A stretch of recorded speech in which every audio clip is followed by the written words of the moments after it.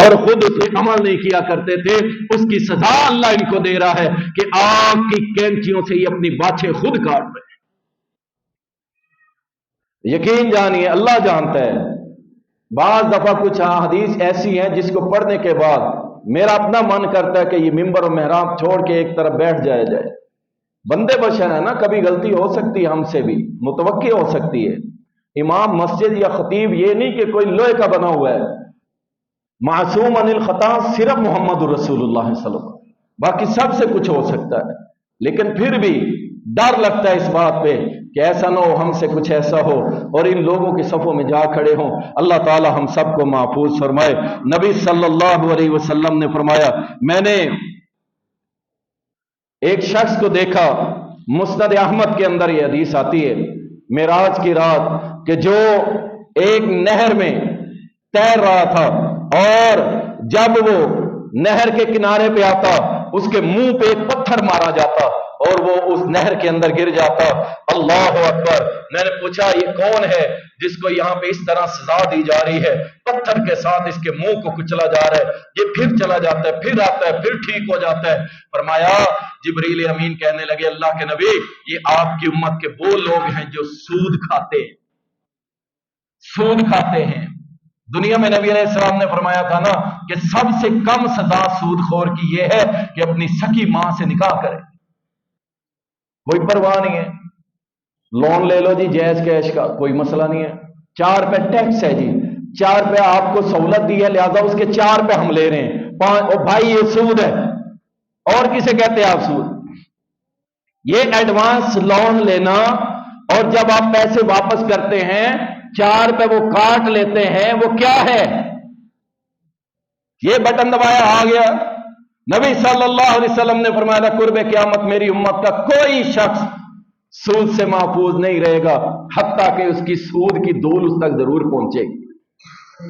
آپ کو چکر میں دے دیا انہوں نے، ہم جی یہ سہولت دے رہے ہیں آپ کو لہذا اس کے 4 پہ لے رہے ہیں، اس کا نام سہولت رکھو، انٹرسٹ رکھو، فائدہ رکھو، سود رکھو، جو مرضی رکھو، یہ سود ہی ہے۔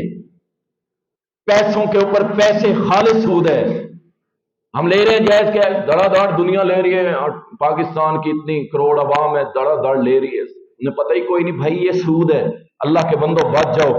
نبی صلی اللہ علیہ وسلم نے فرمایا کہ میں نے کچھ لوگوں کو دیکھا کہ جن کے سر کچلے جا رہے تھے، سر کچلے جا رہے تھے پھر ٹھیک ہو جاتے تھے، پھر سر کچلے جا رہے تھے پھر ٹھیک ہو جاتے تھے۔ میں نے سوال کیا کہ یہ کون لوگ ہیں، کون لوگ ہیں یہ؟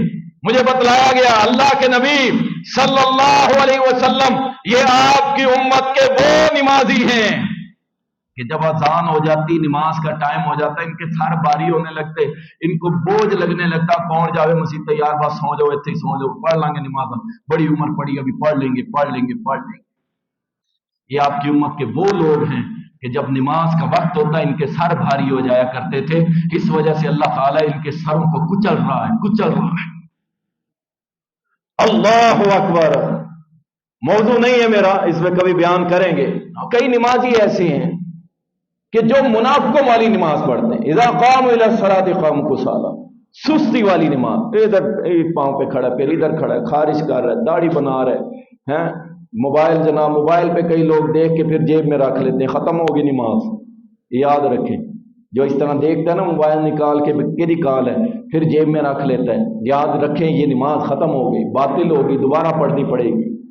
کہ دیکھتا ہے کہ چودھری کی کال آئی ہے، دیکھ کے پھر جیب میں رکھ لی، ہاں جیب میں ہاتھ ڈال کے اسے سائلنٹ کر سکتے ہیں، بند کر سکتے ہیں، لیکن اسے دیکھ کے کہ جناب یہ کون صاحب ہے پھر جیب میں رکھنا، نماز باطل ہو جائے گی۔ اللہ اکبر! نمازی ہے لیکن کیا ہے؟ سستی کے مارے ہوئے، نماز پڑھنی ہے بس آیا کبھی آخری رکعت میں، کبھی رکوع میں مل رہا ہے، کبھی سجدے میں مل رہا ہے، گئی رکعتیں چلو جی بس پڑھ کے چلا گیا۔ او اللہ کے بندو ایسی نمازیں نہیں، نمازیں وہ جو اللہ کے ہاں مقبول ہیں۔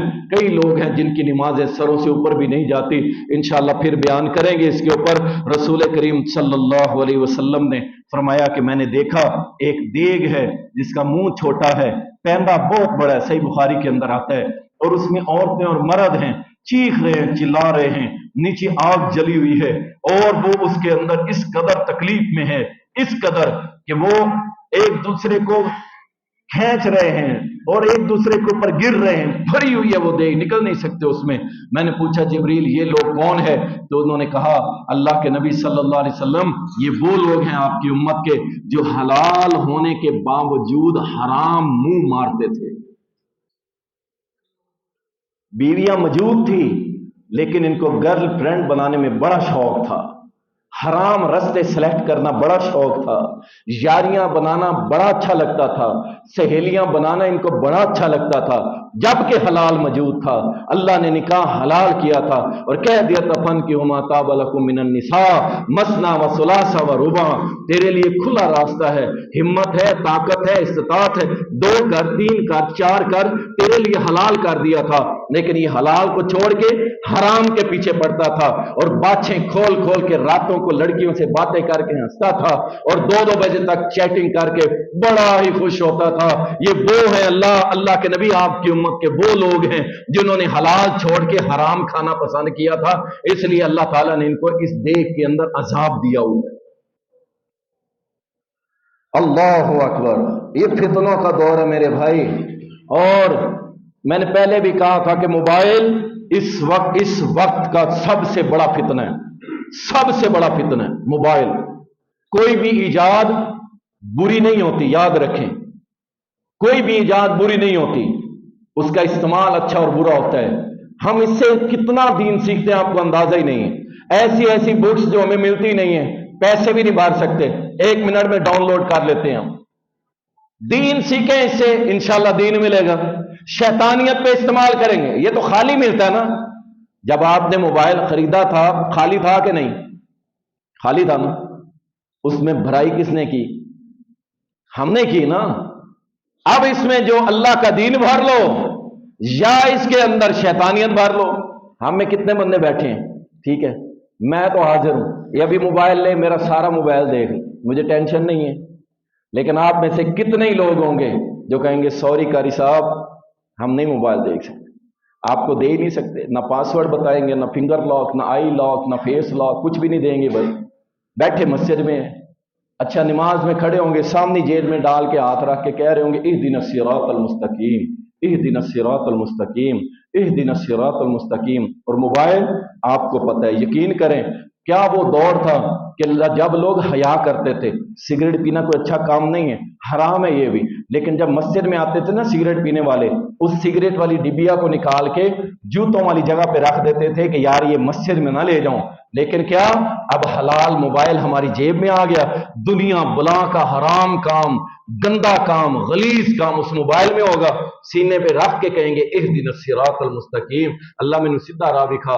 ये तो अल्लाह से सीधा राह मांग रहा है और तेरे करतूत ये हैं कि तूने नमाज के आलम में गंद भर के मोबाइल अपनी जेब में रखा हुआ है।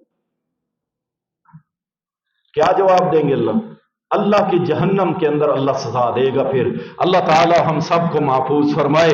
इसी तरह नबी सल्लल्लाहु अलैहि वसल्लम 22 रजब के कूंडे, ये क्या है?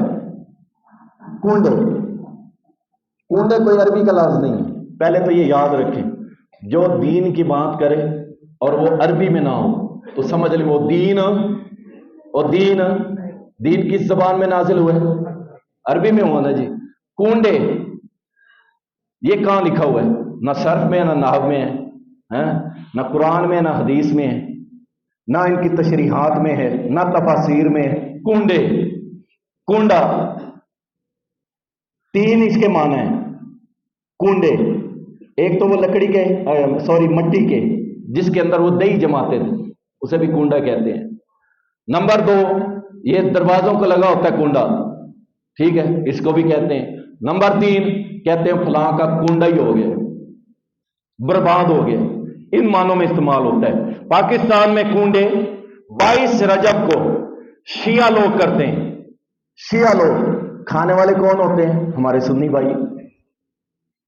अल्लाह की कसम उठा के कहता हूं, अगर हमारे बरेलवी भाई, हमारे बरेलवी दोस्त इन शियों से कता तलकी कर लेना, आप 10 मुहर्रम को देखेंगे या घोड़ा होगा, ये घोड़े वाले 5-7 फेर रहे होंगे।